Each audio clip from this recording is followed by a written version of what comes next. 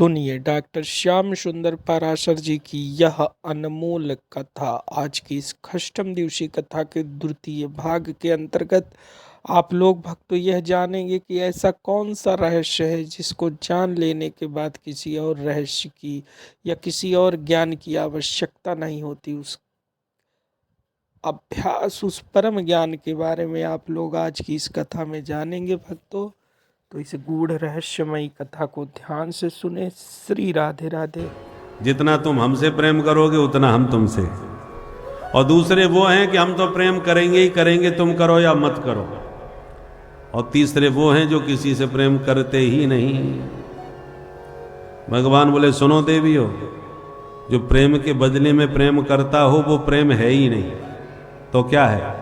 बोले इसको व्यवहार कहते हैं। जितना तुमने हमें दिया उतना हम तुम्हें देंगे।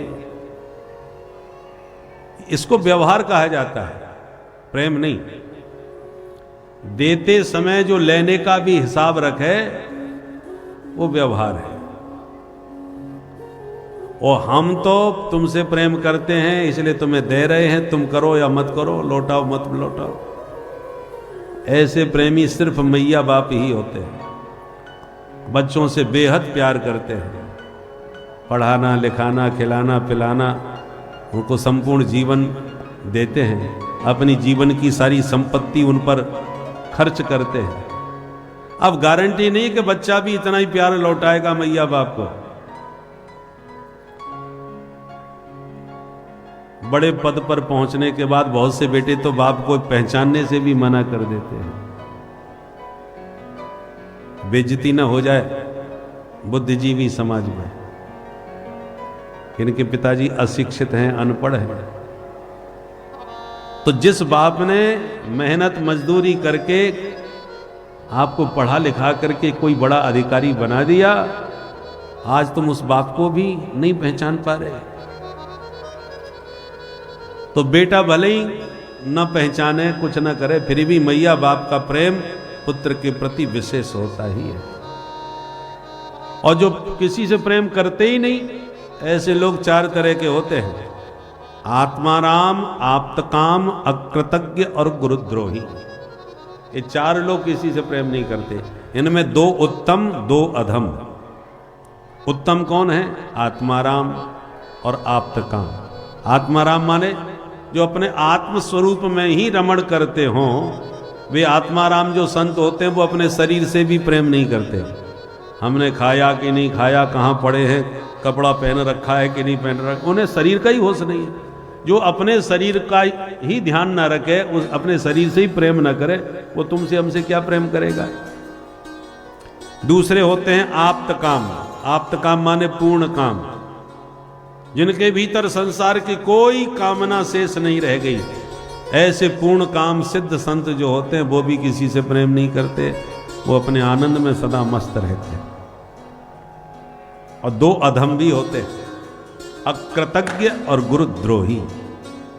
अकृतज्ञ माने किए हुए उपकारों को न मानने वाला। कृतज्ञ व्यक्ति किसी से प्रेम नहीं करता।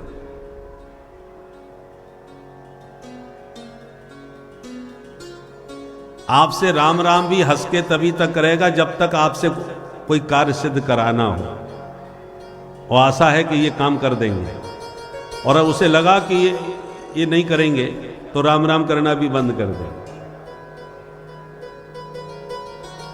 भले ही उसके आपने 10 काम कर दिए हों, और जिस दिन 11वां काम नहीं किए करोगे उसी दिन वो मुंह फुला के बैठ जाएगा, 10 का उपकार भूल जाएगा। कम से कम 10 काम तो मेरे किए, एक नहीं कर पाया तो कोई बात नहीं। बोले ना, जब भी आपने उसका काम नहीं किया, आपके किए हुए पर सब पर पानी फेर देगा, कुछ नहीं, सब बेकार। ऐसे व्यक्ति को कृतघ्न कहते हैं, किए हुए उपकार को न मानने वाला। और चौथे नंबर का होता है गुरुद्रोही। गुरुद्रोही माने जो आपसे प्रेम करे, आप उसी के साथ छल करो, उसी को लूटो, उसी के प्रेम का दोहन करो, फायदा उठाओ, उसको कहते हैं गुरुद्रोही।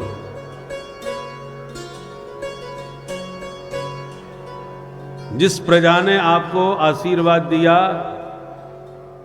और देश के सर्वोच्च सिंहासन पर बैठा दिया और विश्वास के साथ के ये प्रेम करते हैं कि भाई आशा है आपसे कि आप कुछ करेंगे, आपने लंबी चौड़ी दंडोत मार मार के सबसे आशीर्वाद लिया, अब एक बार मुझे मौका दो तो दिया, और अवसर पाने के बाद जब सत्ता प्राप्त कर ली तो जिन्होंने आशीर्वाद दे के सत्ता पर बैठाया उन्हीं को उल्टा लटका दिया। बोलो राधे राधे।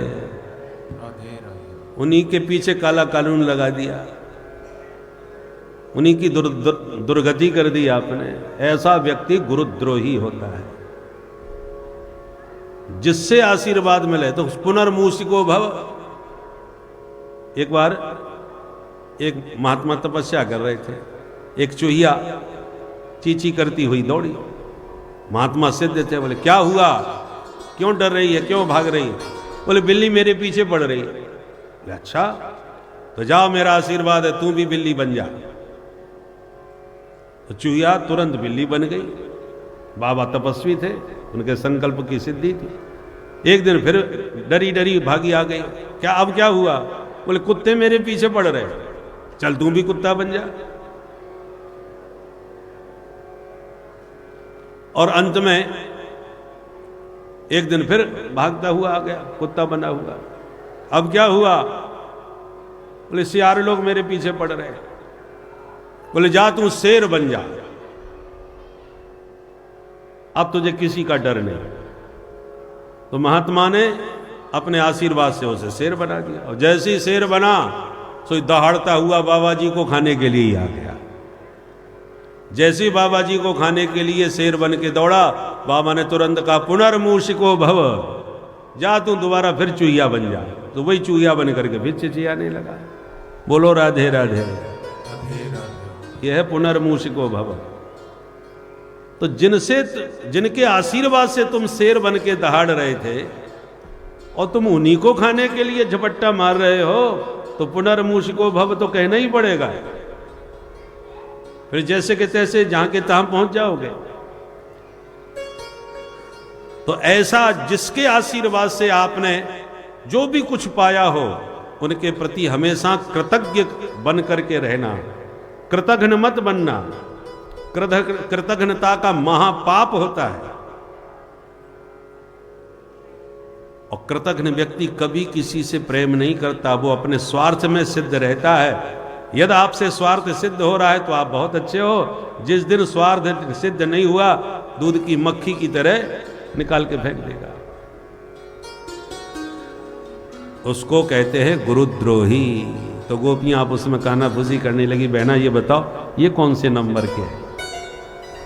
एक बोली सखी मुझे तो चौथे नंबर के दिख रहे हैं, गुरुद्रोही। भगवान बोले ए देवी हो, क्या कहा तुमने? मैं गुरुद्रोही हूं। गोपियां बोली तो और क्या कहें तुम्हें? हमने तुमसे सच्चा प्रेम किया, तुम्हारी बंसी की तान पर, तुम्हारे बुलाने पर पति सुतान्वय भ्रातृ बांधवा नत विलंघ्यतेन तच्युता गता। पति पुत्र परिवार परिजन सब छोड़ छाड़ के हम आ गई। ये चिंता नहीं करी हमने कि वापस घर वाले हमें घर में घुसने देंगे कि नहीं। तुम्हारे प्रेम में पागलों की तरह सब छोड़ के आई, और आपने क्या किया? हमारे प्रेम के पागलपन को देखकर हमें छोड़ के भाग लिए, और छुप छुप के हमारा रोना देख रहे हो। हम तुम्हें व्याकुल ढूंढती फिर रही हैं जंगल जंगल, और आप छुप छुप के हमारे रोने का आनंद ले रहे हो। ये तुम्हारी गुरुद्रोहिता नहीं तो और क्या है? गुरुद्रोही ना कहें तो क्या कहें? भगवान बोले देवी हो ऐसे मत बोलो। अरे तुम मेरे विरह में रो रही थी तो तुमसे ज्यादा तुम्हारे विरह में हम भी रो रहे थे, और तुम एक रोती थी तो चार समझाने लग जाती थी, कह सुन के अपना दुख बांट लेती थी। मैं तो अकेला ही था, किससे कहता, कौन मुझे संभालता, अकेला ही रोता फिर रहा था। गोपियां बोली नंबर 1 के महा झूठा, तुम्हें हमारा विरह सताता तो हमें छोड़ के तुम भागते ही क्यों? भगवान बोले देवियों बुरा मत मानना, बिना विप्रलंब के संयोग पुष्ट नहीं होता। जिसका वियोग न हो उसके संयोग का भी कोई महत्व नहीं। तपती धूप में चल करके जो शीतल छाया पंडाल में आता है, उसे लगता है आहा आनंद आ गया, छां मिल गई। और एयर कंडीशन गाड़ी से उतर के जो आवे उसको तो यहां पे भी परेशानी होगी, वो क्या जाने छाया का सुख क्या होता है। अंधियारी काली रात आती है तो दिन के प्रकाश का महत्व समझ में आता है। सवेरा हो गया, सवेरा हो गया, भैया सूर्य नारायण के दर्शन हो गए, प्रकाश हो गया। सूर्य की कीमत कब समझ में आई? जब रात भई, और रात ना होती 12 मास सूर्य के दर्शन होते तो सूरज की तरफ कोई ना देखता।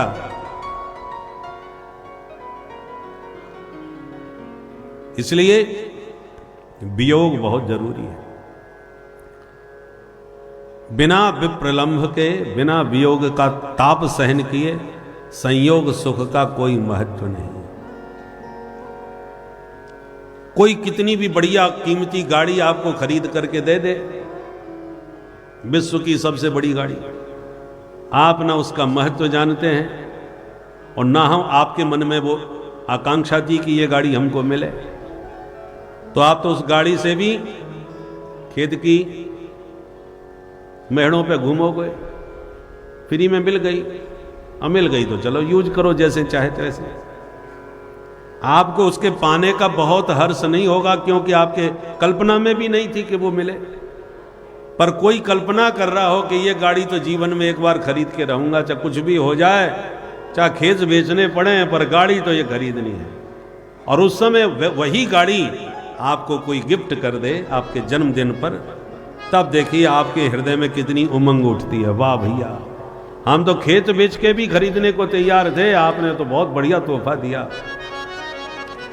उसकी प्राप्ति में आपको कितनी उमंग होगी, क्योंकि लगन थी पाने की। तो जिस वस्तु को पाने की उमंग होती है उसी के पाने का आनंद होता है।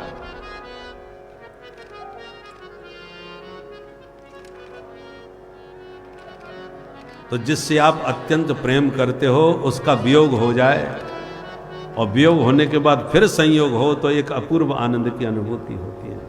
देवियों, इसी आनंद को प्रकट करने के लिए मैं थोड़ी देर के लिए छुप गया था।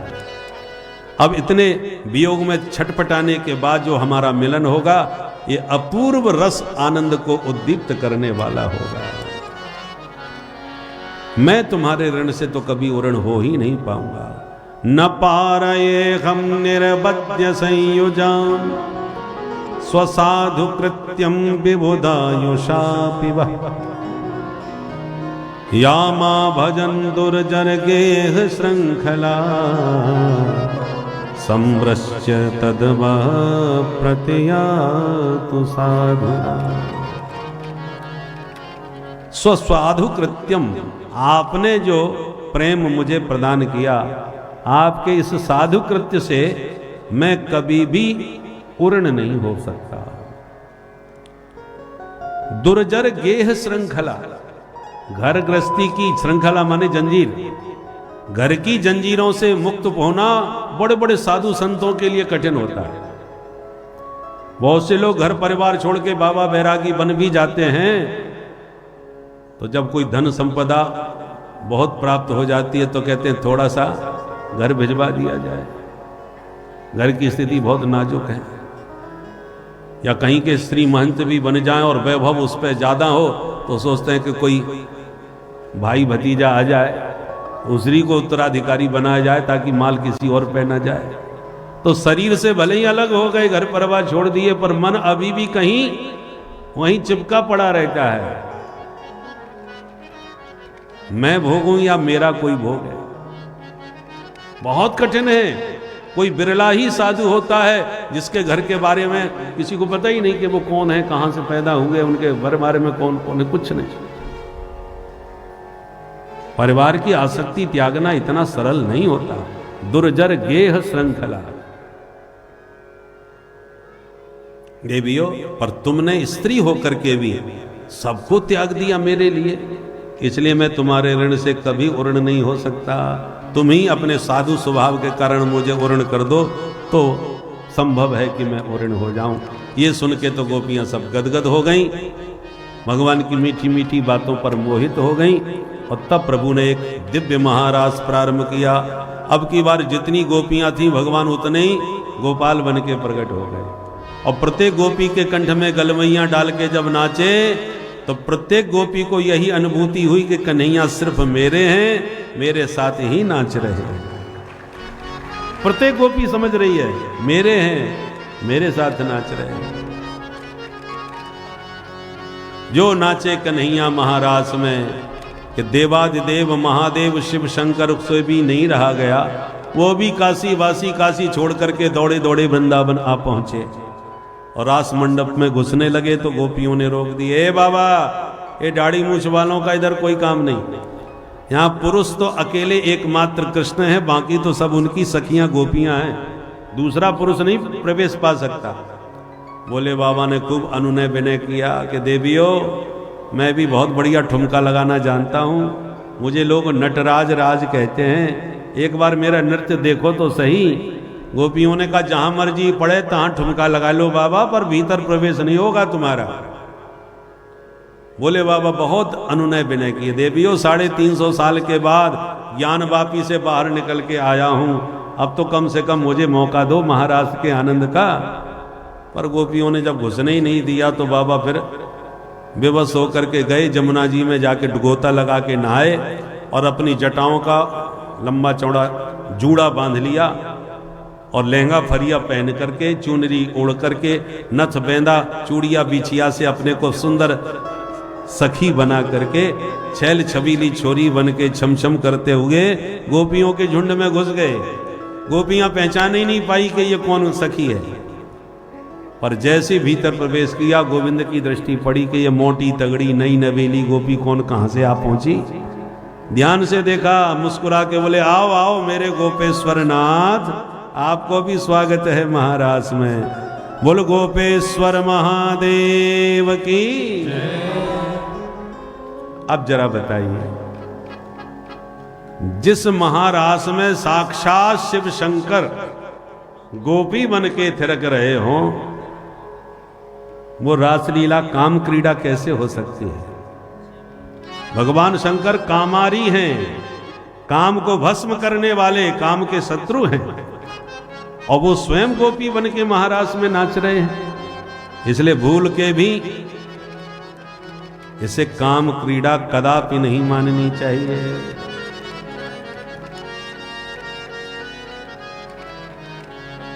इसलिए कि काम विजय क्रीड़ा है, और इस काम विजय क्रीड़ा में भगवान सभी गोपियों के साथ उतने ही रूप बना करके थिरक रहे हैं, नाच रहे हैं। बड़ा ही अद्भुत अलौकिक आनंद बरस रहा है। चलिए हम भी इस आनंद में अपने मन को समाहित करें। आप लोग बैठे बैठे ताली बजाते हुए सम्मिलित हो जाइए महाराज में।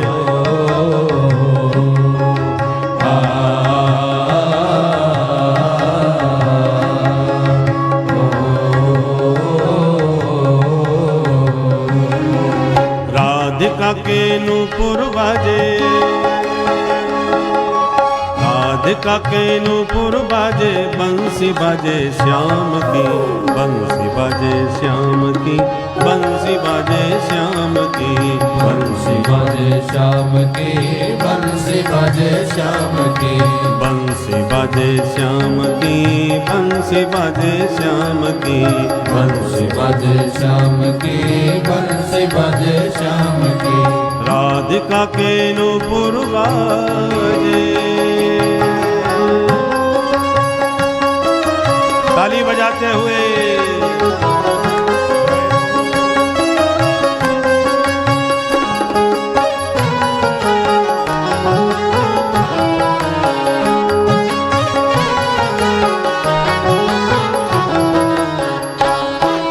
द्वार द्वार हेर रही, श्याम श्याम टेर रही, श्याम श्याम टेर रही, श्याम श्याम टेर रही। जनन जनन नूपुरों की मधुर स्वर बिखेर रही, मधुर स्वर बिखेर रही, मधुर स्वर बिखेर रही। श्याम नृत्य में विभोर,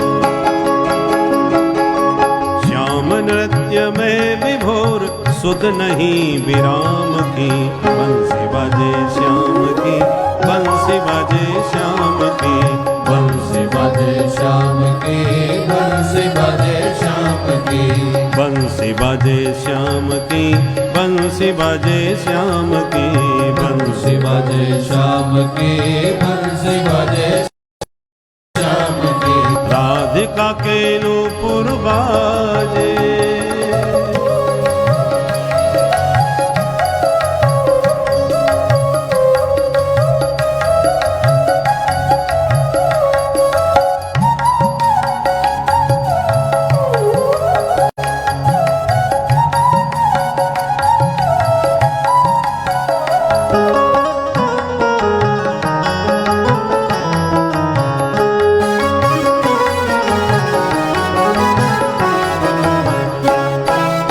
चल रही लहर लहर मोद मुदित डगर डगर, मोद मुदित डगर डगर, मोद मुदित डगर डगर। डाल डाल पर प्रसून डोल रहे लहर लहर, डोल रही लहर लहर, डोल रही लहर लहर। नाच रही यमुना कूल, नाच रही यमुना कूल गोपी ब्रज धाम की। बंसी बाजे श्याम की, बंसी बाजे श्याम की, बंसी बाजे श्याम की, बंसी बाजे श्याम की, हाँ बंसी बाजे श्याम की, बंसी बाजे श्याम की, बंसी बाजे श्याम की, बंसी बाजे श्याम की। राधिका के नूपुर बाजे।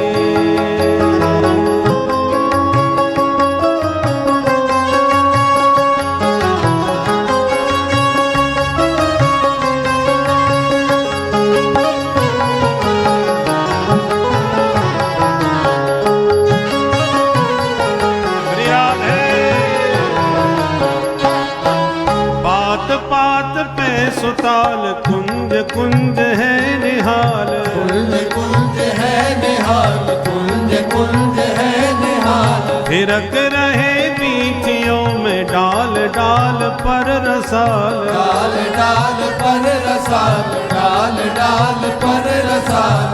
कंठ कंठ गूंज रही, कंठ कंठ गूंज रही रागिनी ललाम की। बंसी बजे श्याम की, बंसी बजे श्याम की, बंसी बजे श्याम की, बंसी बजे श्याम की, हाँ बंसी बजे श्याम की, बंसी बजे श्याम की, बंसी बजे श्याम की, बंसी बजे श्याम की। राधिका के नूपुर बाजे, राधिका के नूपुर बाजे, बंसी बाजे श्याम की, बंसी बाजे श्याम की, बंसी बाजे श्याम की, बंसी बजे श्याम की, बंसी बजे श्याम की, बंसी बाजे श्याम की, बंसी बाजे श्याम की, बंसी बजे श्याम की, बंसी बजे श्याम की, हाँ बंसी बाजे श्याम की, बंसी बाजे श्याम की, बंसी बजे श्याम की, बंसी बाजे। बोल बंसी वाले की जय। विक्रीडितं ब्रजवधो बिरदं च विष्णो, श्रद्धान्वितोऽनुसृणुयादथ वर्णयेद्यः। भक्तिं परां भगवती प्रतिलभ्य कामम्, हृदरोगमास्वपहनो त्यचरेण धीरा, हृदरोगमास्वपहनो त्यचरेण धीरा।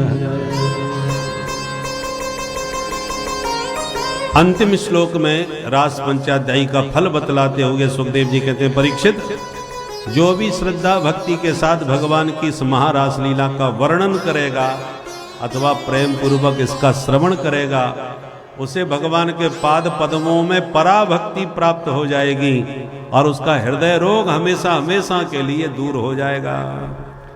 हृदय रोग है काम, जो सबके हृदय में तमाम विकार पैदा करके अंतःकरण को मलिन कर देता है। पर रास पंचाध्यायी के श्रवण करने से कामादि दोष रहितम, इन समस्त दोषों से रहित प्राणी का अंतःकरण हो जाता है। अब जिस रासलीला के सुनने से ही काम रोग भाग जाए, वो काम क्रीड़ा कदापि नहीं हो सकती। ब्रह्मादि जय संरूढ़ दर्प कंदर्प दर्पहा जयति श्रीपतिर गोपी रास मंडल मंडन। कामदेव को बहुत अभिमान हो गया था ब्रह्मादिक देवताओं पर विजय पाने के बाद। भगवान ने महारास लीला के द्वारा उसी कामदेव का अभिमान तोड़ा और कृष्णावतार में प्रभु ने किसी को नहीं छोड़ा, सबकी बुद्धि ठिकाने लगे। बोल रास बिहारी भगवान की जय। अब एक दिन भगवान ब्रजवासियों के साथ अंबिका वन में देवी मां की पूजा करने गए। सबने देवी मां की पूजा करी, कीर्तन किया। अचानक एक अजगर आया और नंद बाबा का पैर पकड़ के घसीट के ले गया। बाबा जोर से चिल्लाए, बचाओ बचाओ बचाओ। तो ब्रजवासी दौड़ पड़े, खूब मार पिटाई करी, पर अजगर ने पैर नहीं छोड़ा। जब देखा कि ब्रजवासी तो बचा रहे हैं पर कन्हैया नहीं है, तब नंद बाबा ने कहा, सर्पो माम ग्रसते तात प्रपन्नम परिमोचया। बेटा कन्हैया, मोकू सांप ने पकड़ लियो, लाला मैं तेरी शरण में हूं, मेरी रक्षा कर। तब भगवान दौड़ के आए और जोड़ का पादप प्रहार करके अजगर से बाबा को बचा लिया। भगवान का चरण की ठोकर खाते ही तुरंत उसका शरीर छूट गया। एक दिव्य महापुरुष प्रकट हो गया। भगवान ने कहा, को भगवान, श्रीमान जी आप कौन हैं? तो परिचय दिया, अहम विद्याधर कश्चित सुदर्शन इति श्रुतः श्रिया स्वरूप संपत्त्या विमाने नाचरम दिशः। मैं सुदर्शन नाम का विद्याधर हूं। विमान में बैठ के उड़ रहा था। एक बाबा जी थोड़े कई जगह से टेढ़े थे, तो टेढ़ी चाल में ऐसे लहरा लहरा के चल रहे थे, तो मैं उनका मजाक उड़ाने लगा। महाराज जी की चाल देखो कितनी प्यारी है, क्या ठुमक ठुमक के चलते हैं। बाबा जी को क्रोध आ गया, अरे दुष्ट, मेरी चाल क्या देखता है? शाप देता हूं, तू भी सर्प बन के मेरी तरह लहर लहर के चलना। बाबा के शाप ने मुझे सर्प बना दिया। पर आज मैं अनुभव करता हूं, सापो में नुग्रहायैव कृतस्तै करुणात्मभि यदहं लोक गुरुणा पदास्पृष्टो हता शुभ।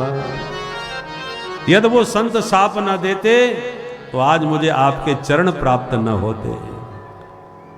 संतों का साप भी वरदायक होता है। ब्रह्मदंडात विमुक्तो हम सद्यस्ते च्युत दर्शनात्। हे अच्युत, आपके दर्शन से अब मैं ब्रह्म शाप से मुक्त होकर के जा रहा हूं। प्रभु को प्रणाम करके चला गया। एक शंखचूड नाम का दैत्य था जो गोपियों का अपहरण कर करके ले जा रहा था।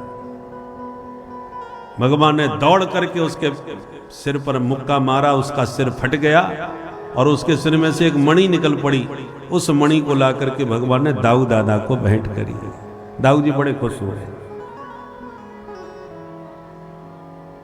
शंखचूडम निहत्यैवं मणिमादाय भास्वरम अग्रजाया ददात प्रीत्या पश्यन्तीनां च योषितां। भगवान ने वो मणि किसी गोपी को नहीं दी, अपने बड़े भैया को दी। तो दाऊ जी बड़े खुश हुए। शंखचूड का वध किया।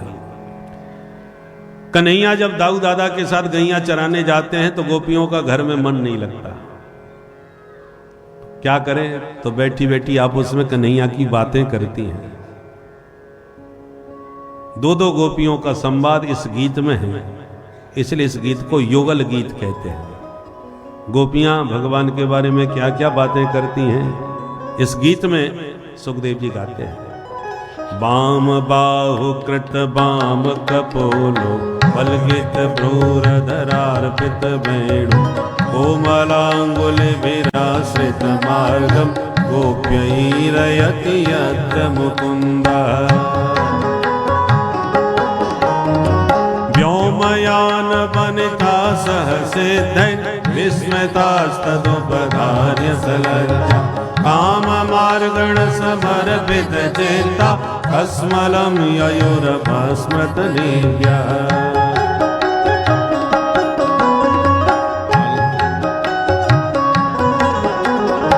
अंतचित्रमवला शृणुतेदम् आरहास पुरसि स्थिरवेद नन्दसूनरयमार्त जनानां नर्मदो यरिकूदित वेणु।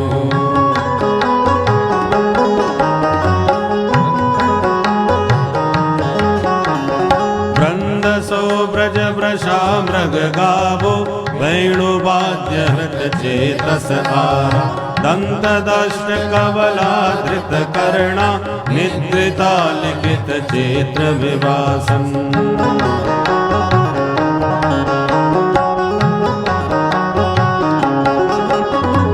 दर्शनीय तिलको वनमाला दिव्य गंध तुलसी मधुमत्तै अलिकुलैरलघु गीतमभीष्ट माद्रियन् यरिः संधित वेणु।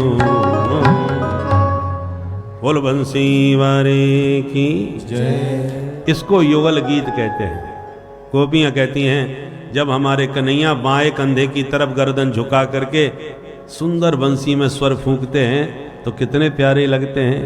दूसरी कहती है, सखी व्योमयान वनिता, देवांगनाएं अपने अपने स्वामी के साथ विमानों में आ जाती हैं और बंसी वाले का दर्शन करते ही अपने तन मन की सुध भूल जाती हैं। हमारे प्यारे हैं ही इतने सुंदर। दर्शनीय तिलकः, उनके माथे पर तिलक कितना सुंदर प्यारा लगता है। और वनमाला, उसमें भी कंठ में वन की माला, वैजंती माला। और दिव्य गंध, तुलसी आदि की दिव्य सुगंध पुष्पों की जब आती है तो उस पर भौरे गुंजार करते हुए आलिकुलई मधुमत्तई मधुर गुंजार करने लगते हैं माला के ऊपर। और जब सुंदर सुंदर भौरे गुंजार करते हैं तो आलिकुलई रलहु गीतम, उनका सुंदर गीत सुनकर के भगवान भी बंसी का स्वर उनके स्वर के साथ मिलाने लगते हैं। तो भौरे गा रहे हैं, माधव मुरली बजा रहे हैं, पर बिना ताल के राग अधूरा।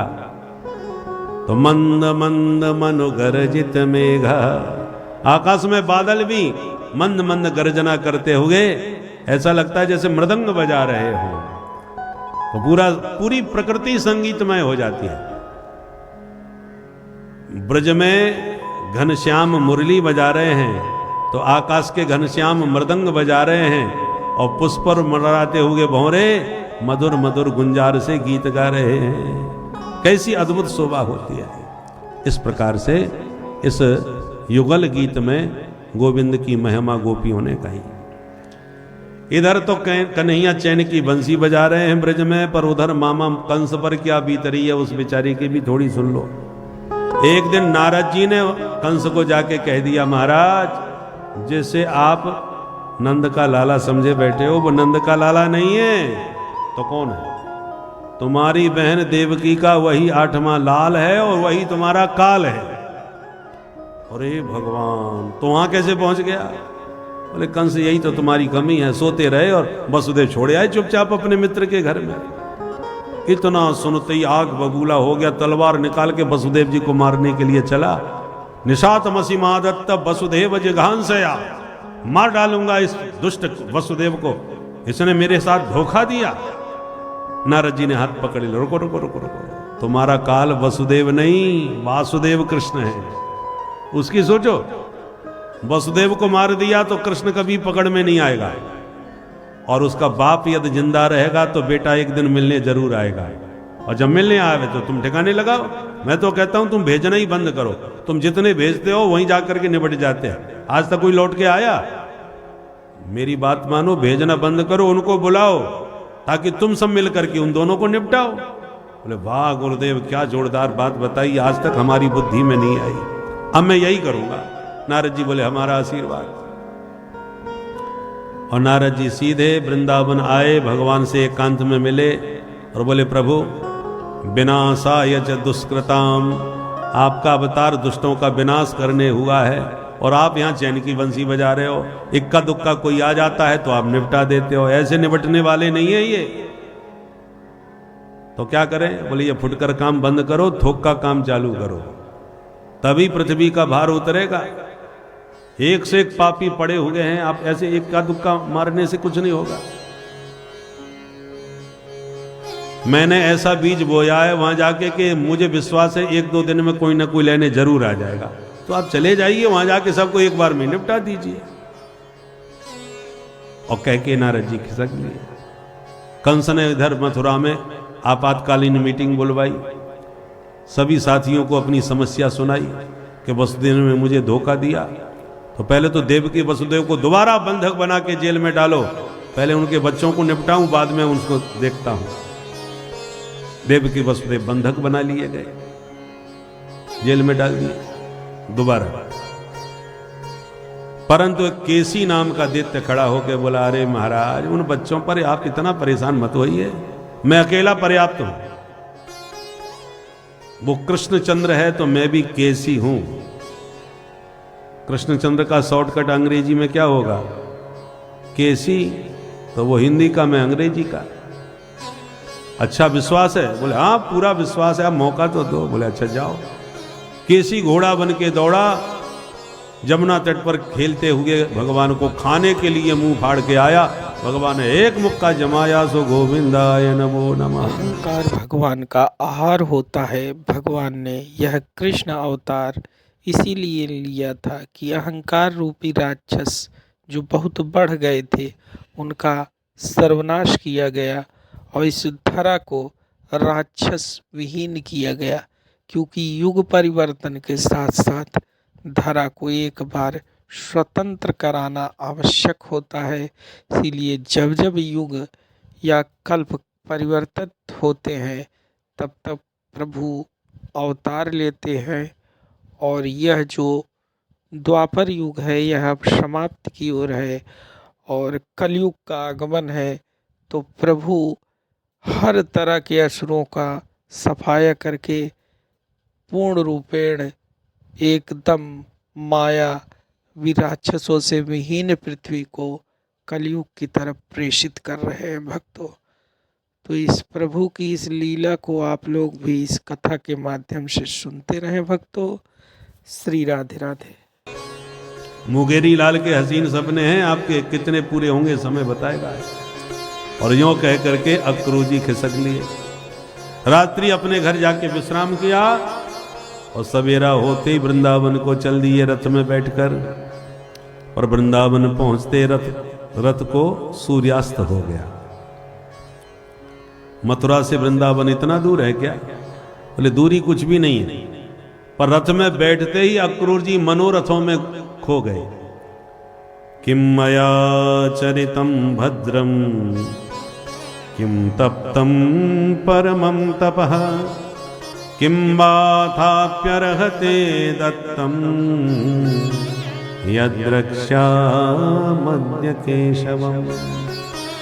मैंने क्या पुण्य किया होगा जो साक्षात श्री हरि का दर्शन करने वृंदावन में जा रहा हूं। बड़े बड़े योगींद्र मुनींद्र जिन चरणों का ध्यान लगाते हैं वे चरण आज मैं प्रत्यक्ष निहारूंगा। अरे देखो मृगों का झुंड मेरे दाहिनी तरफ से जा रहा है, शुभ शकुन हुआ है, पक्का मुझे गोविंद मिलेंगे। ऐसी कल्पना करते करते प्रेम समाधि में डूब जाते हैं। होश आता है तब रथ हाँकते हैं, जिसके कारण सुबह के निकले मथुरा से और वृंदावन पहुंचे सायंकाल। भगवान इधर गैया दोहने के लिए गौशाला जा रहे थे। दूर से ही देखकर दौड़ के अक्रूर जी ने चरण पकड़ लिए। भगवान ने उठा के हृदय से लगा लिए, मेरे चाचा जी आ गए, चाचा जी आ गए। दोनों भैया हाथ पकड़ के नंद भवन में लाए, चरण धुलाए, भोजन पवाए, अतिथि भवन में लाए, सुंदर सैया पर सुलाए। दोनों भैयाओं ने चरण दबाए। चाचा जी अब बोलिए अचानक कैसे आए? अक्रूर जी ने कंस का षड्यंत्र इशारे में बता दिया। तो उस पापी के लक्षण ठीक नहीं लग रहे, आपको बुलवाया है। भगवान बोले मामा बुलाएं और भांजे ना जाएं, हो ही नहीं सकता, चलेंगे, पर षड्यंत्र की बात किसी को मत बताना। भगवान नंद बाबा के पास आके बोले बाबा हम तो मेला देखने जाएंगे मथुरा चाचा जी के संग। नंद बाबा बोले सुन बेटा, मैंने तो को आज तक ना भेजो, मैं अकेलो ना भेज सकूं तो को, तेरी इच्छा बहुत है रही है तो मैं तो को संग में लेके चलूंगा। तेरो का भरोसा कब कौन से लड़ भिड़ जाए। ठीक है बाबा, तो आप चलो। बाबा नंद ने पूरे मथुरा में हल्ला मचाए दियो, दुहाई लगवा दी, जो मथुरा को मेला देखबो चाहे सवेरे तैयार है जाए। समाचार सुनते ही गोपियां व्याकुल हो गईं, अपने अपने घरों से निकल पड़ी, आपस में बैठ के बातें करने लगी। सखी विधाता ने ये क्या कर दिया। जिन कृष्ण के दर्शन में आंख की पलक झपकना भी हमको सहन नहीं होता था, वे कृष्ण मथुरा चले जाएंगे तब हम कैसे उनके दर्शन करेंगे। कोई विधाता को गाली देने लगी। अहो विधाता तब न क्वचित दया, संयोज में त्या प्रणय न देना, ताशा कृतार्थान विहुनंच पार्थकम,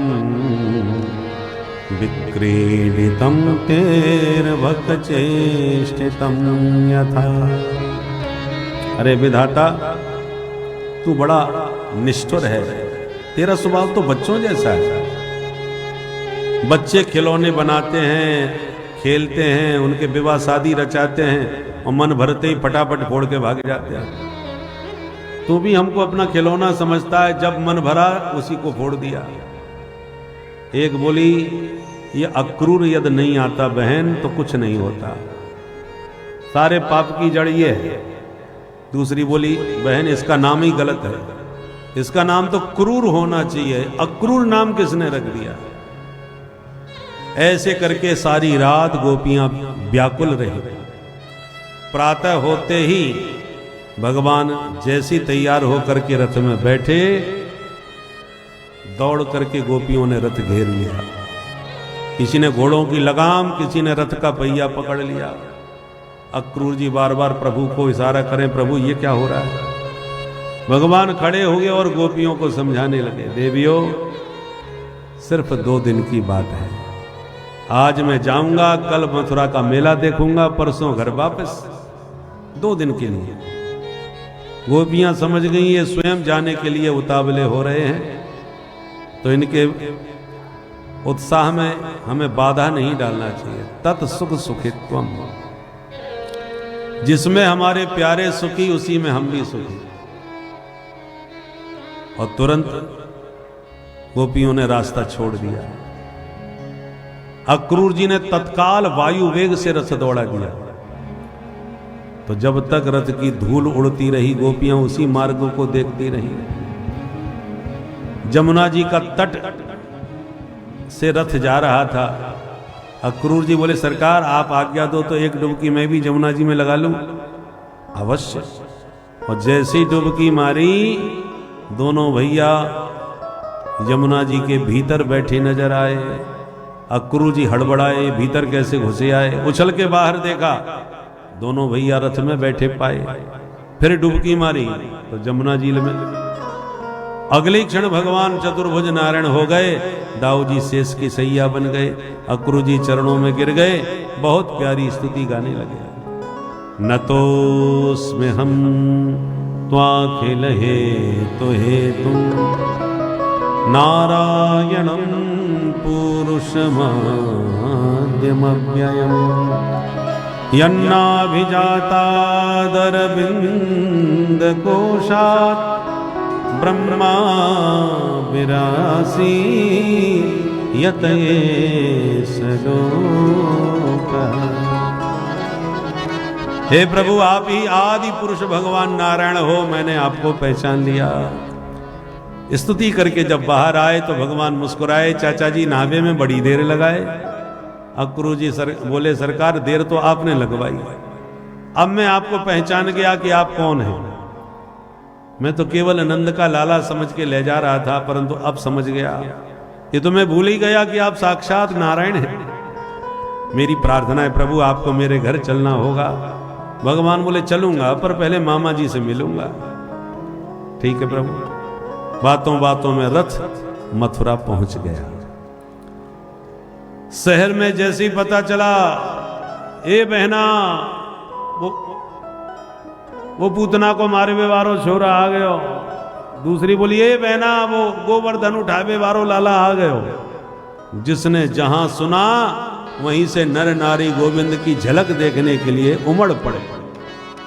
दाए धाम काम सब त्यागे, दाए धाम काम सब त्यागे, मनहु रंक निधि लूटन लागे, मनहु रंक निधि लूटन लागे। आए धाम काम सब त्यागे, आए धाम काम सब त्यागे, दाए धाम काम, धाम काम सब धाम नर नारी सब उमड़ पड़े। जिस गली पे जावे उसी गली में सुंदरियां सुमन वृष्टि से स्वागत करने लग जाए। ग्वाला भी गए थे मेला देखने, सब दौड़ के आए, कन्हैया हम देखेंगे तेरे संग मेला, चलो। ब्रजवासी बोले लाला तेरे ऊपर फूल बड़े बरस रहे हैं, का चक्कर है। कन्हैया बोले तुम्हें खबर ना है, यहाँ के महाराज कंस है ना, वो मेरे सगे मामा जी लगे, तो अपने भांजे को स्वागत नहीं करवाएंगे का। ब्रजवासी बोले दारी के ये बात आज बताई है, अरे ने पहले से बताई होती तो बढ़िया वाली बगलबंदी पहन के हम राजकुमार बन के आते। अभी पुराने कपड़न में तेरे मामा ते मिलेंगे तो वो तो हमें भिखारी समझेंगे। भगवान बोले चिंता मत करो, मामा के यहाँ काऊ बात की कमी ना है, तुम्हें जो चाहिए मोह बताओ, सब व्यवस्था है जाएगी। अच्छा, तो सबसे पहले तो पोशाक दिलवा, कपड़े हमारे चकाचक होना चाहिए। ठीक है भाई। 4 कदम आगे बढ़े कि सामने से कंस का धोबी कपड़े की पोटली लिए चला रहा था। पास में जाती भगवान बोले मामा जी राम राम। धोबी घूर घूर के देखने लगा, ये भांजा कौन कहां से आ गया। क्यों भाई, मान न मान, मैं तेरा मेहमान, जबरदस्ती मामू बना दिया मेरे को, मैं तेरा मामा कहां से लगता हूं भाई। भगवान बोले सुन भैया, मेरा नाम कृष्ण कन्हैया, ये मेरे बड़े भैया, बाकी सब सखा संघाती, और महाराज कंस मेरे मामा, तो मामा के गांव के सबरे मामा, या नाते आपू भाई मामा। धोबी बोला अच्छा अच्छा, तेरा ही नाम कृष्ण है भाई, मैंने भी बहुत सुन रखा है, जाओ अपने मामा से मिलो, तैयार बैठे तुम्हारे स्वागत के लिए। भगवान बोले हम उन्हीं से तो मिलवे जा रहे हैं, पर जल्दी जल्दी में पुराने कपड़ा पहने आए, तुम्हारी पोटली में बहुत अच्छे अच्छे लग रहे हैं, निश्चित मामा जी के ही होंगे ये, 2-4 जोड़ी आमे थे, हमें दो ने अच्छे से कपड़े पहन के अच्छे से मिलेंगे, मामा मना थोड़ी करेंगे। सोई धोबी एकदम लाल पीला होगा। ईदृशा नहीं बुवासांसी नित्यम गिरी बने चरा, गमार कहीं के ग्वारिया, महाराज के कपड़े तू पहनेगा। भगवान ने घुमा करके कान के नीचे एक थप्पड़ मारा तो रज कश्यप कराग्रेण सिरह का यादपातयत, एक थप्पड़ में उसकी गर्दन कट के दूर गिरी। बोल नंद के लाला की। आसपास के लोग कांप गए, भैया या छोरा के हाथ में तलवार फिट है, थप्पड़ मारा गर्दन अलग, पोटली पटक के बाकी के धोबी तो वैसे ही भाग लिए। भगवान बोले ब्रजवासी और छांट लो सब अपने मामा जी के घर के, जो पसंद आवे पहनो। तो निकाल निकाल के कपड़े पहनने लगे ब्रजवासी। अब कहां तो कंस के कपड़े लंबे चौड़े और कहां छोटे छोटे ग्वाला, कहां से फिट बैठे। पहन के जब ब्रजवासी चलवे लगे तो पूरी सड़क साफ होने लगी। ब्रजवासी बोले कन्हैया यहाँ में तो और बुरे भिखारी लग रहे, देख तो कपड़े कहाँ तक लटक रहे हैं। भगवान बोले संभल के चलो, आगे व्यवस्था सब है जाएगी। तो बेचारे कपड़े पकड़े हुए चले जा रहे हैं ब्रजवासी, इतने ढीले, ऐसे लग रहे जैसे हैंगर से लटकाई दिए हों। दूर खड़े दर्जी ने देखा तो दौड़ता आ गया, सरकार आप आज्ञा दो तो कपड़े में ठीक कर दूं। भगवान बोले तेरो राम भलो करे, जल्दी कर। दर्जी ने नाप लेकर के फिट करके सबको व्यवस्थित कपड़े पहना दिए। भगवान प्रसन्न होके बोले दर्जी भैया तेने हमारे ब्रजवासी खुश कर दिए, मांग तो क्यों का चाहिए। दर्जी ने मन में सोचा धोबी को जो इनाम दी वो तो हमने देख ली, अब हमें भगवान जाने क्या इनाम मिलने वाली है। हाथ जोड़ के तुरंत बोला सरकार आप मेरी सेवा से खुश हैं, मुझे सब कुछ मिल गया, अब मोह का छूना चाहिए। भगवान खुश होके बोले जाओ हमारा आशीर्वाद है, खूब फलोगे फूलोगे। सो आजकल आप देख ही रहे हो दर्जी कैसे फल फूल रहे हैं, जितने को कपड़ा उससे ज्यादा महंगी सिलाई, माला माल है गए दर्जी भगवान के आशीर्वाद से। ब्रजवासियों अब तो कोई कमी ना आए। ब्रजवासी बोले पोशाक तो बहुत जोरदार है गई कन्हैया, न कसर रह गई। कहा बोले गले में एक बढ़िया सी मोटी सी फूलन की माला गिर जाए सोई माला माल है गए। चलो ततः सुदामनो भवनम मालाकारस्य जगमतु। सुदामा माली के घर प्रभु पहुंचे। माली बड़ा भक्त था, देखते ही नाचने लगा खुशी में, सारी मालाएं जो बना रखी थी उठा लाया, प्रभु सहित ब्रजवासियों को पहनाया। भगवान ने उसे पराभक्ति का आशीर्वाद दिया और आगे प्रस्थान किया। ब्रजवासियों अब तो कोई कमी ना है, अरे लाला पोशाक जोरदार है गई, माला जोरदार है गई, नेक कसर रह गई। अब का कसर पड़ गई भाई। लेकिन नहीं माथो सुनो अच्छो ना है लगे ब्रजवासी को, थापक थुआ चंदन और पुतबाद है सोई चकाचक आनंद आ गया। ठीक है भाई, 4 कदम और बढ़े, सामने से 3 जगह से टेढ़ी मेढ़ी एक कुबड़ी चंदन लिए जा रही। सुगंध पाती भगवान बोले हरी सुंदरी जी। कुब्जा ने पहली बार यह संबोधन सुना था। घर से निकलते सब कुबड़ी कुबड़ी कुब्जा कुब्जा कहते थे, ये सुंदरी कहवे वारो कौन आ गया। मुड़ के माधव को देखा तो भागी चली आई, महाराज आपने बुलाई। भगवान बोले हाँ सुंदरी हमने ही आवाज लगाई, आप अपनो परिचय दो। तो परिचय दिया, दास्यास्मि हम सुंदर कंस सम्मता त्रिवक्र नामायनुलेप कर्मणि मदभावितं भोजपते रति प्रियम बिना युवां कोन्यतमस्तदर्हति। प्रभु मैं सैरंध्री हूं, कंस की दासी हूं, मेरे हाथ का चंदन पूरी मथुरा में बहुत प्रसिद्ध है, इसलिए सरकार को चंदन की सेवा देने जा रही हूं। भगवान बोले सुंदरी महाराज कंस मेरे मामा जी लगे, तो उनको तो आप देती ही रहती हो, आज ये चंदन तनिक हमें दे दो। कुब्जा बोली आपने तो मन की बात कह दी सरकार, आप कहो तो मैं लगा दूं। बोले प्रेम से लगाओ। कुब्जा ने बड़े प्यार से भगवान के ललाट पर चंदनानुलेपन किया। ब्रजवासी बोले हाँ देवी जी ने किधर भी। तो सारे ब्रजवासियों के माथे पर चंदन लेप कर दिया, पूरा कटोरा खाली कर दिया। ब्रजवासी खुश होके बोले कन्हैया आनंद आ गया भाई, क्या कि चंदन में बड़ी खुशबू है, बड़ी सुगंध है, माथो ठंडो कर दियो या नहीं तो भाई। पर एक ब्रजवासी कान में जाके कन्हैया थे बोलो चोरे लाला फिरी के चंदन घिस मेरे नंदन।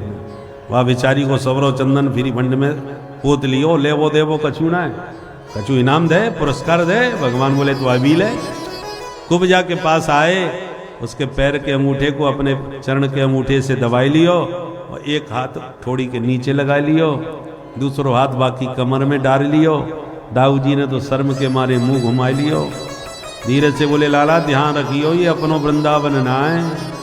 कन्हैया हंस के बोले दाऊ दादा मोए सब ध्यान है, चिंता मत करो कोई गड़बड़ ना होएगी। ब्रजवासी देख देख के हंसने लगे, ओरे कन्हैया का करे भैया, और कछू है जाए लाला तेरी जोड़ी बहुत प्यारी लग रही है। तू भी हमेशा तीन जगह से टेढ़ो ही खड़ो रहे, तो ये भी तीन जगह से टेढ़ी और तू भी हो गया टेढ़ो, दोनों टेढ़ा टेढ़ी की बन गई जोड़ी। हंसने लगे सब सखा, पर जब तक किसी की कुछ समझ में बात आवे तब तक कन्हैया ने एक झटका मार दिया और एक झटके में उसके तीनों कुबड़े गायब हो गए और छैल छबीली छोरी बन के छम छम नाचने लग गई।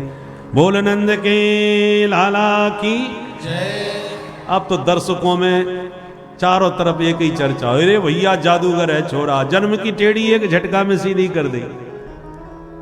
पीताम्बर पकड़ के प्रणय निवेदन किया प्रभु से कुछ जाने, महाराज मेरे घर चलो। भगवान बोले आते हैं, पहले मामा जी से मिले आए। आगे बड़े व्यापारियों ने जगह जगह पूजा की। भगवान सभागार में पहुंचे जहां मेला की भव्य तैयारी चल रही थी। अचानक सभा में एक धनुष दिखाई पड़ा। भगवान बोले दाऊ आप कहो तो धनुष उठाऊं? बोले हाँ उठाओ, अपने मामा जी का ही तो है। सैनिक हंसने लगे, कल का बच्चा दूध के दांत नहीं गिरे और महाराज का धनुष उठाने चल दिए, ये क्या उठाएगा। भगवान पास आए और एक झटके में बाएं हाथ से धनुष उठा लिया। करेण वामेन सलील मुद्रितम सज्जम चकृत्वा निमिषेण पश्यताम्। वाम कर कंज से धनुष उठा के जो प्रत्यंचा चढ़ाई का धड़ा भयंकर शब्द हुआ, धरती हिल गई, दिशाएं गूंज गई, धनुष के दो टुकड़े हो गए, कंस कांप गया। सैनिकों ने खबर दी सरकार अनर्थ हो गया, आपके भांजे ने आपका धनुष तोड़ दिया। सुनते ही कंस को विश्वास हो गया हमारी भी गारंटी खत्म, क्योंकि ये धनुष भगवान परशुराम जी ने दिया था कंस को, और देते समय सावधान भी किया था कि संसार में इस धनुष को कोई तोड़ नहीं सकता, और जो धनुष को तोड़ देगा वो कंस तुझको कभी छोड़ नहीं सकता। तो कंस ने जब सुना कि कृष्ण ने धनुष तोड़ दिया तो उसे विश्वास हो गया हमारी भी गारंटी खत्म, अब मैं भी बचने वाला नहीं। भयभीत हो गया कंस। रात्रि प्रभु ने विश्राम किया और सवेरा होने पर पुनः कंस के सभागार में आए तो दरवाजे पर कोबलिया पीठ हाथी खड़ा। भगवान बोले महावत हाथी हटाओ, हमें भीतर जाना है। पर महावत ने अंकुश मारा, हाथी चिंघाड़ा, भगवान की ओर दौड़ा। भगवान ने एक मुक्का उसके माथे पर जमा दिया, हाथी की आंखों में अंधेरा छा गया, पागल हो गया। भगवान ने लपक के उसके दोनों दांत पकड़ के जोर का झटका मारा, हाथी के दांत उखड़ के हाथ में आए गए। दाऊ जी बोले लाला एक दांत चितकू फेंक। तो दोनों भैयाओं ने एक एक दांत लेकर के वो पिटाई करी कि हाथी और महावत दोनों ही गोविंदाय नमो नमः। हाथी के दांत कंधे पे धर के दोनों भैया भीतर घुसे। कंस ने जैसे ही हाथी का दांत कन्हैया के हाथ में देखा तो थरथर कांप गया। विश्वास हो गया कि मेरे हाथी का कर दिया कल्याण। देखो प्रमाण पत्र लेके खड़े हैं दोनों भैया। हजारों लोगों ने एक साथ प्रभु के दर्शन किए सभा में, पर भगवान ने सभी को भावना अनुसार भिन्न भिन्न दर्शन दिए।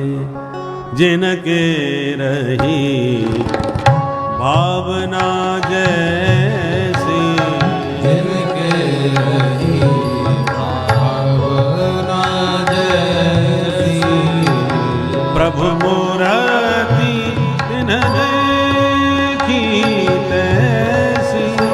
प्रभु मूरत तिन्ह देखी तैसी, जिनके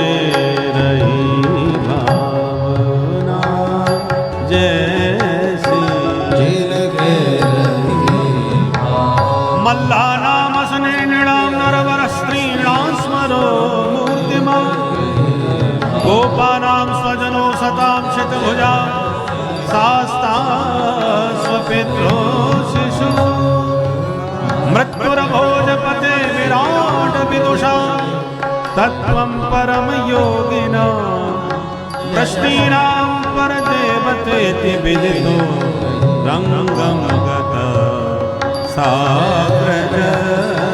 जिनके भावना जैसी, भावना जैसी,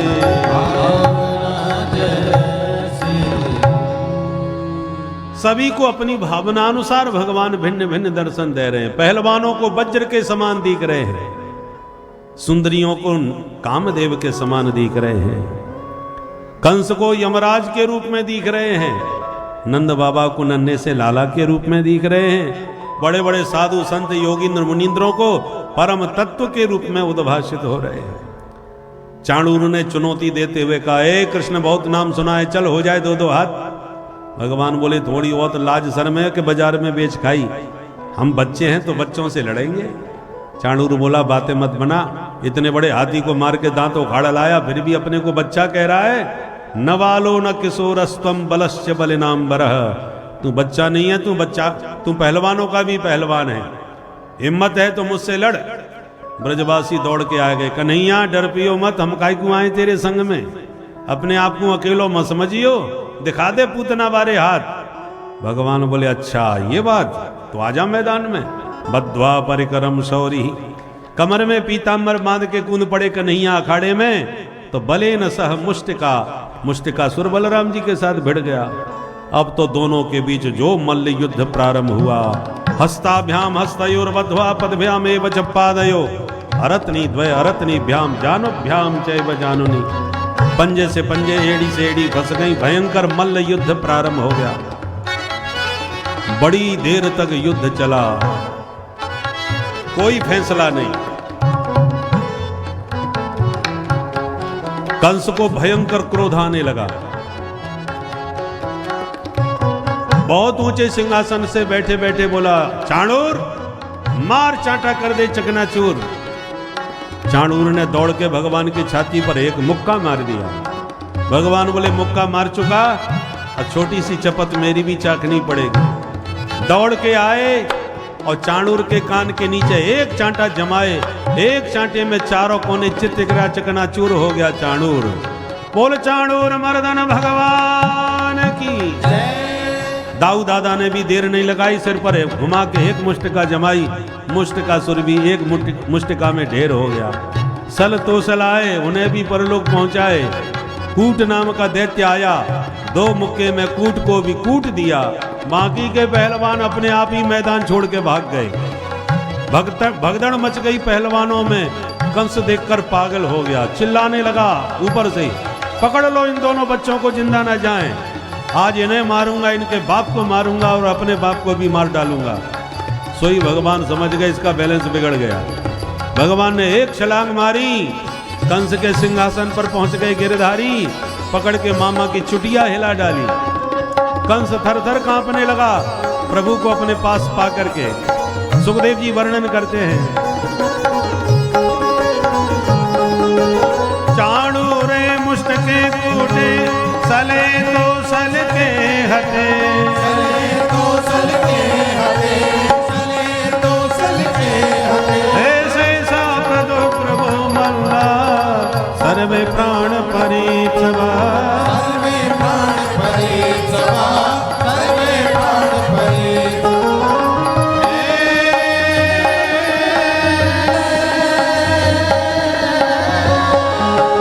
प्रगृह्य कैसे सुचलत किरीटम, निपात्य रंगो परितुंग मंचा, परिष्टा स्वयं जनाभ, पपात विश्वास आत्मतंत्र, हे पपात विश्वास आत्मतंत्र।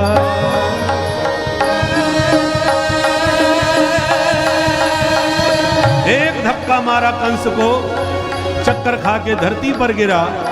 भगवान विश्व भार लेके कंस की छाती पर कूद पड़े और गिरते ही कंस के प्राण गोविंदाय नमो नमः। बोल कंस मर्दन भगवान की जय, भक्तवत्सल भगवान की जय। चारों तरफ भक्तों में जय जयकार होने लगा और आतंकवादियों में हाहाकार मच गया कंस के मरने पर। सारी सभा ने भगवान कृष्ण को जगत गुरु घोषित कर दिया। वसुदेव सुतं देवं कंस चाणूर मर्दनम, देवकी परमानंदम श्री कृष्णं वंदे जगद्गुरु। चारों ओर भगवान की जय जयकार हुई। भगवान जेल खाने में जाके बंधक बने अपने नाना उग्रसेन और माता पिता देवकी वसुदेव को बंधन से मुक्त किया। मथुरा की गद्दी पर उग्रसेन महाराज का अभिषेक कर दिया। जितने व्यापारी भाग गए थे वापस लौट के आ गए कि जब हमारे देश में ही धर्म की सत्ता स्थापित हो गई तो परदेश में हम क्यों भटके, अपने घर में ही चले। भगवान ने नंद बाबा को एकांत में समझा बुझा के ब्रजवासियों के साथ वृंदावन वापस लौटा दिए। गर्गाचार्य जी ने दोनों भैयाओं का जनेऊ संस्कार किया और पढ़ने के लिए उज्जैन में भेज दिए। सांदीपनी मुनि महाराज के गुरुकुल में भगवान ने अध्ययन किया और गुरु दक्षिणा में गुरुजी का मरा हुआ बेटा ही यमलोक से जिंदा करके सौंप दिया। इसी गुरुकुल में भगवान ने मित्र बनाए सुदामा, जिन सुदामा जी की कथा कल विस्तार से आप सुनेंगे। मथुरा में जब वापस आ गए पढ़ लिख के तो ब्रजवासियों की बहुत याद सताने लगी। एक दिन भगवान ने अपने सखा उद्धव को बुलाया। उद्धव जी भगवान के परम अंतरंग मित्र हैं। कौन है उद्धव? वृष्णीनां प्रवरो मंत्री कृष्णस्य दयतः सखा शिष्यो बृहस्पते साक्षात् उद्धवो बुद्धिसत्तमः। यदुवंश के प्रधानमंत्री उद्धव हैं। भगवान कृष्ण के अंतरंग सखा उद्धव हैं। साक्षात देवगुरु बृहस्पति जी के कृपा पात्र शिष्य उद्धव हैं। महान विद्वान हैं। परंतु भगवान को लगा ये पढ़ा लिखा तो बहुत है, परंतु इसके अंदर प्रेम भक्ति कुछ नहीं है। भक्ति विहीन ज्ञान की शोभा नहीं होती।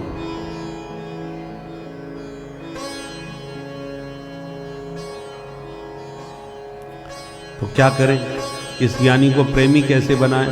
तो प्रेम की नगरी में भेज देते हैं। प्रेमियों के बीच कुछ दिन रहेगा तो प्रेमी बन जाएगा। इसलिए भगवान ने आज उद्धव को वृंदावन भेजने का निर्णय लिया। साक्षर होना बहुत जरूरी है, पर जो कोरे साक्षर होते हैं वो विपरीत दिशा में चल पड़े तो राक्षस भी हो सकते हैं। साक्षराः विपरीताश्चेत राक्षसा एव केवलम। साक्षरा का उल्टा पढ़ दो तो क्या हो जाएगा? साक्षरा का उल्टा राक्षसा। ऐसे ही जो केवल पढ़ा लिखा है, किताबी ज्ञान, पुस्तकीय ज्ञान, वो गलत दिशा में भ्रमित हो जाए तो राक्षस बन सकता है। रावण कोई कम पढ़ा लिखा नहीं था, महापंडित था। ब्रह्मा जी तो उसके यहां वेद सुनाने आते थे, पर गलत दिशा में चल पड़ा तो राक्षस कहलाया। ब्राह्मण कुल में उत्पन्न होकर के भी, इतना बड़ा विद्वान होते हुए भी राक्षस बना मानते हैं उसे, पुतला जलाते हैं उसका। उससे बड़े बड़े राक्षस तो आज इस धरती पर विद्यमान है महाराज, जिनके कच्चे चिट्ठा फाइल में खोल रहे हैं, अमेरिका से आ रहे हैं। बताइए उनसे बड़ा राक्षस कौन होगा? उनके सामने तो रावण कुंभकर्ण सब फैल होगा। तो साक्षरः विपरीताश्चेत राक्षसा एव केवलम। जो केवल पढ़े लिखे हैं वो गलत दिशा में चल के भयंकर राक्षस बन सकते हैं। किंतु सरसः विपरीतोपि सरसत्वम न मुंचति। आपका हृदय सरस है, प्रेम में पगा है, तो गलत दिशा में चल भी गए तो कुछ फर्क नहीं पड़ेगा। सरस व्यक्ति का उल्टा हो जाए, सरस का उल्टा क्या होगा? कुछ नहीं बढ़ने बिगड़ने वाला। उल्टा भी करो तो सरस ही रहेगा। सीधा पढ़ो तो सरस, उल्टा पढ़ो तो सरस। सरस में कोई फर्क नहीं पड़ता। इसलिए साक्षर होने के साथ साथ सरस होना भी आवश्यक है। आज हमारे देश में ही कितने डॉक्टर पकड़े गए, MBBS, कितने पढ़े लिखे डॉक्टर, और कितने खतरनाक राक्षस निकले बम विस्फोट करने की। इस संसार में उसी व्यक्ति को प्राप्त हो सकती है जो विरला होगा। और यह कैसे पता लगेगा कि वह विशेष है, वह भिन्न है? तो वह उसके हाव भाव और कर्मों से पता लगेगा। इस कलिकाल में जहाँ सभी लोग मनोरंजन के क्षेत्र और अन्य व्यसन आदि क्षेत्रों में संलिप्त है, वहाँ यदि कोई प्रभु भक्ति में लीन हो, धार्मिक प्रवृत्ति का हो, युवा पीढ़ी का, युवा वर्ग का बालक, तो समझिए कि वह विशेष है और उसके ऊपर प्रभु की कृपा दृष्टि हुई है या होने वाली है, और उसका कल्याण निश्चित है भक्तों। यही परिघटना या यही चरित्र चित्रण ही इस परिपेक्ष्य को परिलक्षित करता है भक्तों। तो आप लोग भी इसी प्रकार भगवत ध्यान में रमे रहें, प्रभु का मनन कीर्तन और मंत्र जाप करते रहें भक्तों। श्री राधे राधे। और मैं इतना विद्वान जब अपने वेदांत का प्रवचन करूंगा, तत्त्वमसि प्रज्ञानम ब्रह्म अहमात्मा ब्रह्म सोहम, इन महावाक्यों को जहत अजहत लक्षणा व्यंजना के द्वारा परिभाषित करूंगा तो मेरी भाषा में कौन समझेगा, अनपढ़ हूं मैं। और प्रभु कह रहे हैं तो चलो चलते हैं। किंतु जब वृंदावन में पहुंचे, नंद बाबा ने द्वार पर आते देखा उद्धव को, तो सामले उद्धव पीताम्बर ओढ़े हैं, बिल्कुल कन्हैया जैसे लगे। दौड़ करके नंद बाबा ने छाती से चिपका लिया, कृष्ण समझ गए। और जिस प्रेमानुराग में पूर्ण होकर के बाबा ने गले लगाया, उद्धव जी को ऐसा झटका लगा, उनके ज्ञान की पोटली उसी वक्त खुल गई। और उद्धव ने पहली बार किसी प्रेमी का आश्लेष किया था। किंतु जब प्रणाम करते उद्धव ने कहा, बाबा मैं आपके कृष्ण का मित्र उद्धव प्रणाम करता हूं, तब नंद बाबा सावधान हुए। अरे उद्धव भैया, हम इतने बाबरे है गए कि जो भी आए हमें वो कन्हैया ही नजर आ गए। और हाथ पकड़ के कृष्ण की तरह जो प्यार दिया, जो दुलार दिया नंद बाबा ने, वो उद्धव ने जीवन में पहली बार देखा। और रात भर कन्हैया की चर्चा नंद बाबा सुनाते रहे। जसोदा मैया की तो वाणी से एक शब्द नहीं निकलता, केवल कृष्ण का नाम सुनकर के प्रेमाश्रु प्रवाहित करती रहती हैं मैया। और नंद बाबा कहे जा रहे हैं, आंसू बहाए जा रहे हैं और कन्हैया की बाल लीला सुनाते जा रहे हैं। सारी रात बीत गई, समय का पता नहीं चला। उद्धव जी ने समझाने का प्रयास किया कि बाबा वो घट घट में कण कण में रहता है, अपने भीतर उसी कृष्ण का अनुभव करो। उसका कोई रूप रंग आकार प्रकार नहीं है, वो निर्गुण निराकार है। नंद बाबा बोले उद्धव तुम ज्यादा पढ़े लिखे हो, तुम्हारी भाषा हमारी समझ में नहीं आएगी, हम अनपढ़ लोग हैं। तुम कहते हो वो निराकार है, हमने तो उसका आकार देखा है। इन्हीं हाथों से उसको उंगली पकड़ के चलना सिखाया है, गोदी में खिलाया है। जसोदा ने उसको पकड़ के इस उखल में बांधा है।